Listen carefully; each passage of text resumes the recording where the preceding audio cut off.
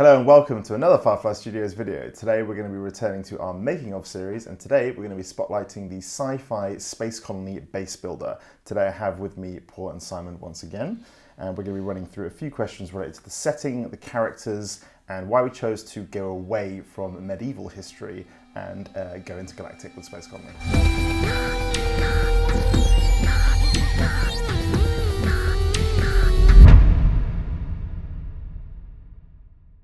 So first question, the setting. Why did you decide to depart the realm of soldiers and sieges and head out there? I think it's because Paul had said there was castles in space. I think that was a mistake, wasn't it? Well, there aren't actually castles in space, but we thought there were. But you learnt along the way. Well, yeah, I mean, we soon realised there weren't castles in space, so we make a base builder.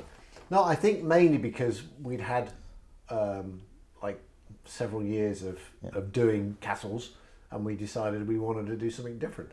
And I think Space Colony gives us a lot of opportunities to do some cool stuff that we couldn't do with castles. With castles, you're for better or for worse, you're tied to historical accuracy, and which is great, and we love it. We do all that stuff. It's our bread and butter. But I think the freedom that space gave us to do the laser sort of bug zapping ion plasma cannon, and it could do whatever we wanted. We could feed it with whatever we wanted. We could just make that stuff up because it was kind of in the future. And by that point, you've been working on Stronghold for how many years of development went into the first Stronghold Crusader? 3, 4? Yeah, probably about 4 years, all told. So by that point, you were kind of like, let's have a break and do something. Yeah, because we weren't ready just to roll straight into another. Stones and mortar. We wanted to do something different, and Space Colony actually does have quite a lot of, for a game that's got kind of cleaning materials in it and jacuzzis, it does have an awful lot of RTS base defences. It's got quite fun actually, kind of not RTS, but it's kind of like an extended tower defence type of sort of side to the game. But Space Colony gave us a lot of room to play, to try out some different ideas, and also to go a bit stronger on the economy side as well. I mean, the economy side of it is more convoluted in Space Colony.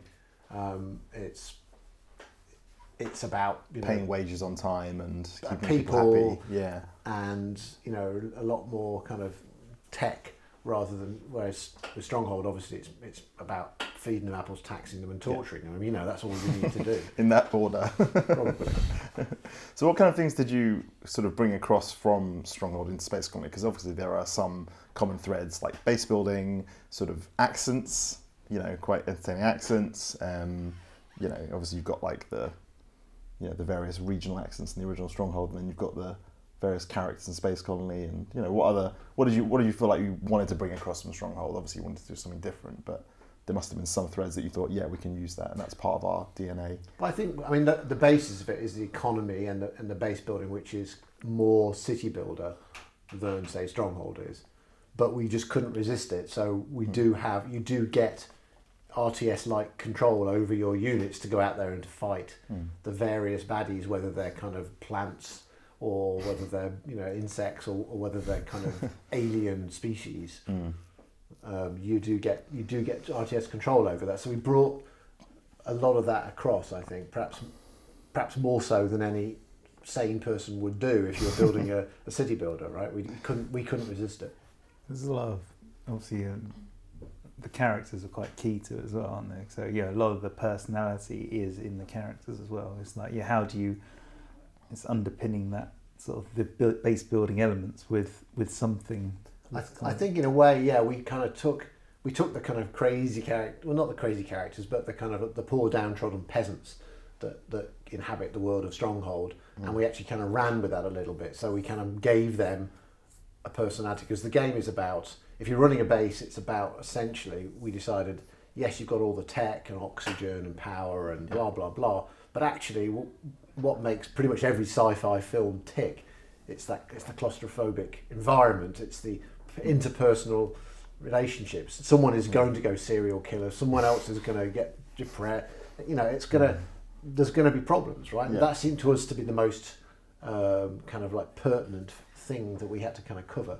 And so we did that, but obviously, like Stronghold, we kind of took them and we kind of turned them into huge caricatures. So they've got very, very strong personalities, and very different personalities. Who's your favourite? Who's my favourite? It's easy to say your least favourite.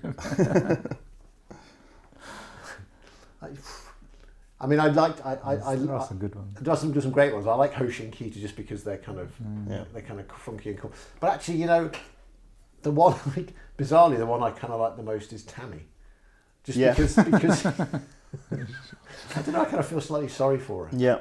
Hiya, darling. Hey, Tammy. Great to see you. I've just loaded the training program for you. Oh, right. Well, I was kind of hoping that... Computer, fire it up.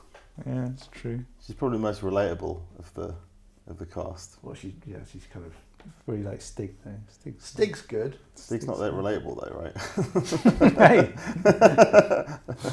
Yeah, it's true. Yeah, true. Probably good job he's not relatable. That's true. No, there's a lot in there and if you're playing the game, obviously Tammy's totally useless. So I don't like her from a gameplay standpoint. No.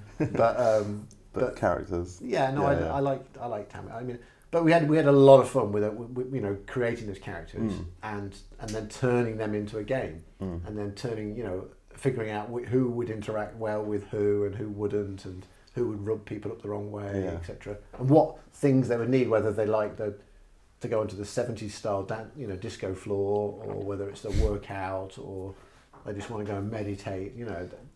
What was it like directing the voice actors? For that must have been quite a laugh. I mean, it's a fun side of the job here is kind of going and taking like professional actors and then getting them to scream and ruin their voice.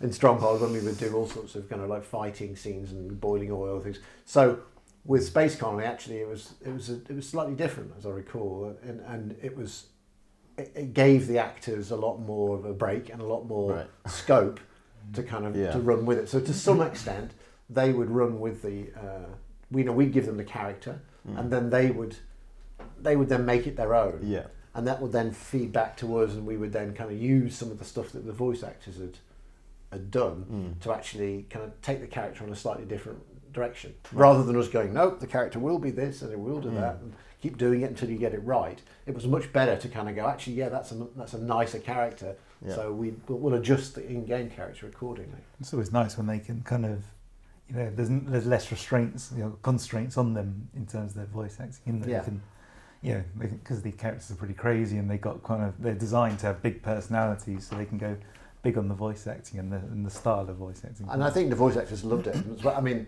it's not often they get to do that. Normally, you've got to stick to a script which will have some funny bits, but not some boring bits. Or you're doing an advert where there's no fun at all in that generally. No. But to us to say, think of a big, loud, exuberant character and just kind of like make it more so. Oh my goodness, like that makes their day. I was going to say, was there by any chance a mismatch between the look of the voice actor and some of the characters? Like, was Stig a short, sort of, meek little chap, and he was told to voice like an 8 foot tall? Is it Swedish or sort of Swedish? Swedish? Yeah, Swedish. Yeah, it was Swedish. Yeah, I think he's Swedish. Biker. Right? Sorry. But yes, obviously. I mean, like any great voice actor, it's all about the voice box. I mean, like The Simpsons, right? I mean, I'm sure. Yeah. They don't look anything like the characters. We know the guy that does Apu doesn't look like Apu. This is true.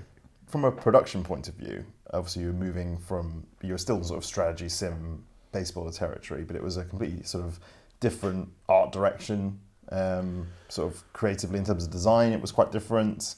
So what was the sort of the toughest challenge you remember in terms of either the art side of things or the design, when it came to actually sort of producing the game? Well, I mean, I know that I nearly drove Andy Prime, the engine behind Stronghold. We'd kind of go, Andy, we're doing a space game. And so I was very excited to start with, but I drove him nuts with it because we went through about 6 iterations of the oxygen system, for example. Right. Like originally, it would have oxygen and it would pump into a dome, and then it would flow at flow rates, and then it would pump into another dome, and very cool. But in the end of the day, it was impossible to make a game like that, because it just really didn't. It had to be much. We went through so many iterations, and in the end, we went for a very, very simple system. And he would make an oxygen system, we'd flow, and he'd do something else, and then we'd have leaks and everything. And it's going great. to be watching this now and having flashbacks.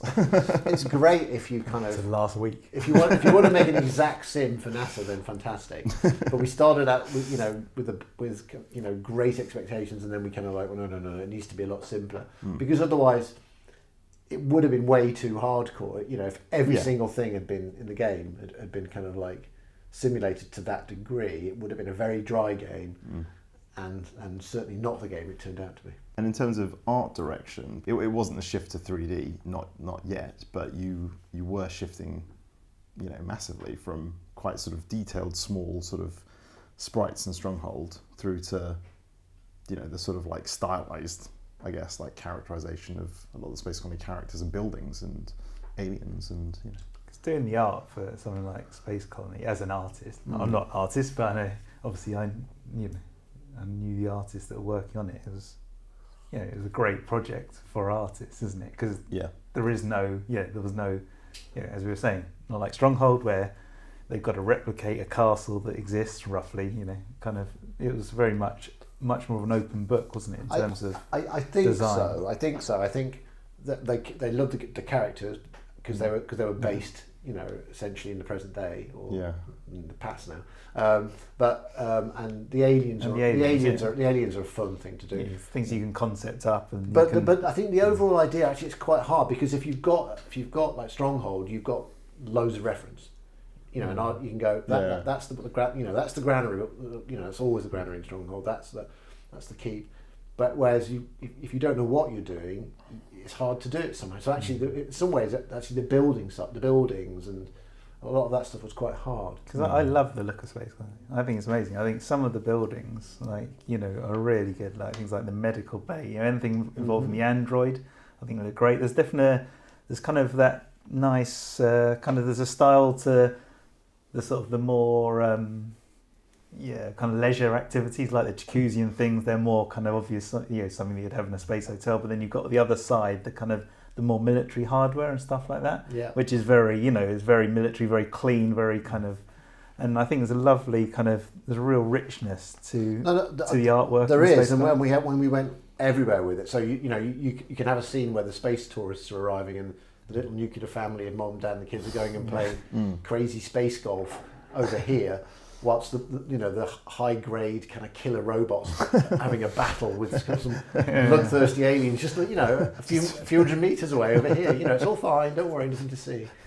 And things are kicking off inside the base. I mean, there's a huge mix of things. But tying it all together and actually I think the hardest thing in some way were the domes actually, and we went backwards and forwards on those a lot about how to show inside the dome, because you can show a great exterior of a dome with a kind of like a hard kind of covering on it and lots of NASA-like numbers and all sorts of bits and bobs, but then you can't see what's inside it, and so it's about showing you that shape, but actually not so much that you can't actually get a handle on what's going on in the colony inside.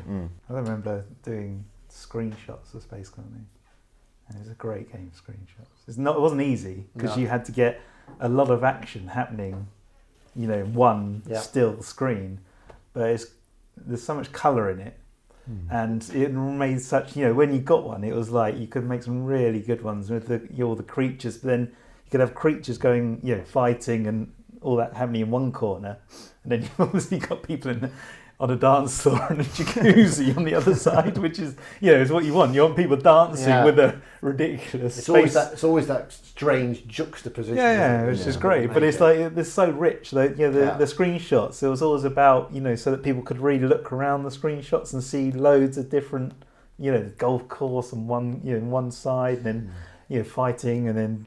I mean, it also made, I think, the whole thing quite exciting for those reasons, but also because, if we could have a laser, whatever colour we wanted, really, or we could have special, effects that would come in, and and then we would have things flying around like transporters and things like that, which made it multi-layered. Yeah, I mean, yeah, the whole thing has got a kind of, it's that freedom I said earlier, I think, that allowed us to play, which made it quite exciting for us. I think it used to drive me crazy. Everybody was on that kind of shift system. Yeah. So, just when you're about to get the perfect shot, someone would go, oh, yeah, clocking off now. and off they would go, and you'd be like, come on. Well, you can't, them's the rules. No, that's true. And they stuck to them. Yeah. Those characters, they weren't ones for doing overtime. Most of them. You might want to get on that, he's about to crush the face. That's true. It was a nightmare. But no, it was a lot of fun to make. Yeah. I suppose that's another link back to Stronghold, right? The kind of the split between the economy, sort of slightly light-hearted sort of gameplay and story, and the militaristic stuff, and the kind of way you split the campaigns and split the levels up. So it could be familiar to Stronghold fans, approaching it because they know you've got this split between two types of gameplay. They know it's going to be quite a lot of micromanagement. So it's quite a good way of sort of leading people into a new IP in a lot of ways. Yeah, no, I mean it's got a lot of it's got multiple genres right there in it, like RTS and Stronghold just had the two, which was kind of like a city runner stroke RTS. I think with this one we also throw a kind of like weird Sims-esque kind of people management thing into the mix as well, just to kind of keep you busy. So looking forward, would you ever look at new settings for, all of our games? Yeah, I mean we're always looking at new settings. I mean, never say never with Space Colony. It is. I think it's Paul's favourite game ever. Is it? That's Peggle, isn't it? Yeah, that's true. But no, I mean, we have a soft spot for it. I think we would need to kind of think long and hard about how to do it, and but it's it's not. It wouldn't be the worst thing in the world for us to want to do. I definitely found a bit of a new audience when we did the Steam re-release. Like it's reached some new people. No, we've got lots sure. of very, very people that love it. Yeah, absolutely. I think it's one of those games that it would be great to do a sequel, just because it's one of those games where I think we would know what to tone down from the original and what to amplify. What that is like.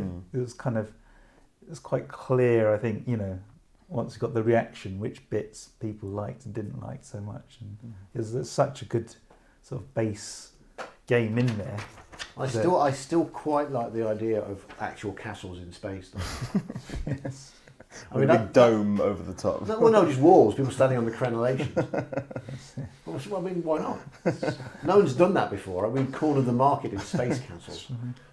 What are we going to call it? Space Stronghold or Stronghold Colony? Oh, yeah, good point. Is it Stronghold or is it Space Colony? Yeah. It's probably Space Colony, but it's kind of influenced heavily by Stronghold. Yeah. It's not a very catchy title. We need to shorten it, but Nick's good at acronyms. Yeah.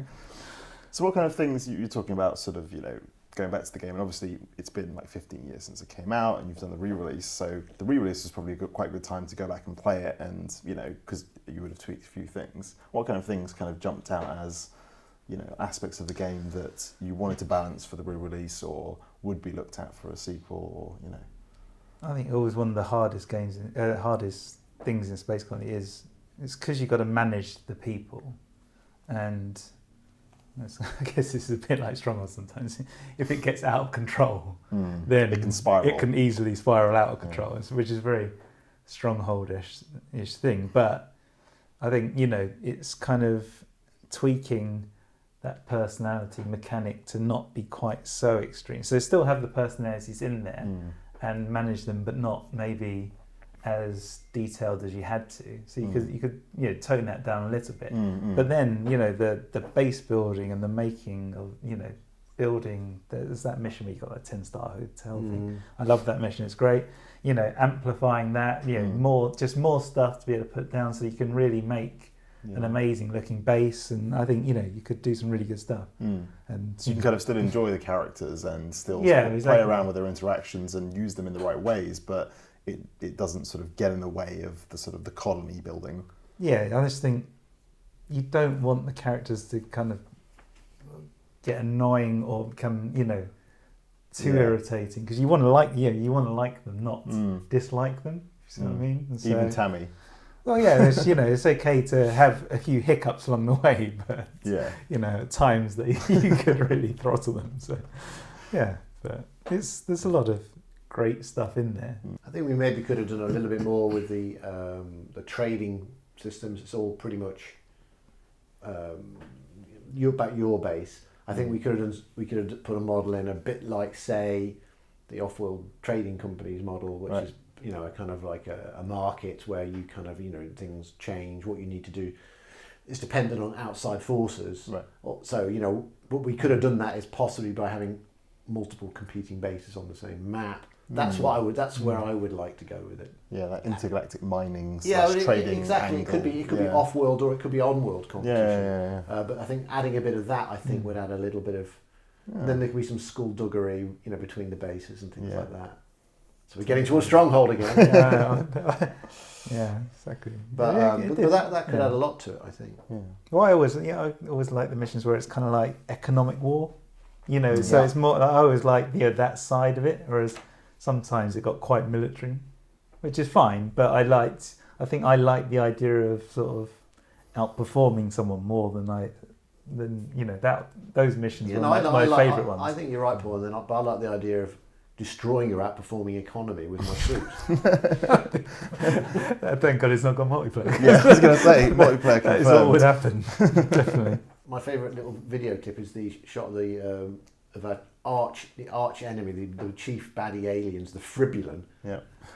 They're invading, and at some point he stops, puts down his gun, and sees the 70s disco floor and does a bit of a dance on it. Yeah, exactly. I like that. Exactly. It shows even the aliens have got have got a softer side. They're all bad. You bond over 70s disco. Maybe we could have had some into breeding between the aliens and the colonists or something like that. And we'll stop there.